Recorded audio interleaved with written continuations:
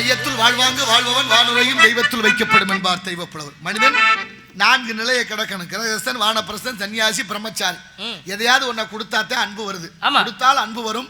அன்பு வந்தால் அருள் வரும். அருள் வந்தால் தவம் வரும். தவம் வந்தால் சிவம் வரும். அன்பே சிவம் அன்பிற்குண்டு அடைக்கும்தால் அன்பும் மரணம் உடைத்தாயின் இல்வாழ்க்கை பண்பும் பயனும் அது.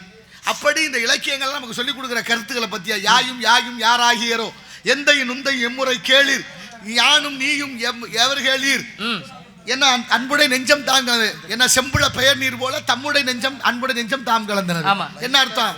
இந்த இலக்கிய காதல் எவ்வளவு அற்புதமா சொல்லுது. இந்த குறிஞ்சி நிலத்துல ஈரம் இருக்கு, வீரம் இருக்கு, காதல் இருக்கு. அந்த காதலுக்கு தான் இந்த பாட்டு பாடப்படுது. இந்த காதல் எப்படி தெய்வம் போல வந்தார். தெய்வ புணர்ச்சி அதுக்கு பேர். உடல் புணர்ச்சி அல்ல, மனசு சேர்ந்தது.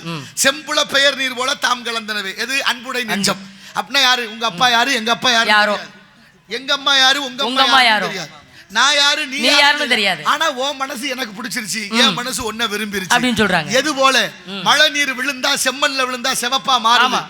தண்ணி செம்மல்ல விழுகும் போது சிவப்பா மாறுற அந்த தண்ணிய அந்த சிவப்பு நிறத்துல இருந்து பிரிக்க முடியாது. எப்படி சிவப்பு நீரா மாறினதை பிரிக்க முடியாது. அதனால மழை நீர் விழுகிற இடத்தை பொறுத்து தான் தரம் மாறும் சொல்லிருக்காங்க. அது போல நம்ம 2 பேருடைய மனசு ஒன்னா கலந்துருச்சு, பிரிக்க முடியாது அப்படி சொல்லிருக்காங்க. இந்த இடத்துல இந்த காதலுக்குள்ள வீரம் இருந்தது, ஈரம் இருந்தது, இரக்கம் இருந்தது, தயம் இருந்தது, பொறுமை இருந்தது, சாந்தம் இருந்தது.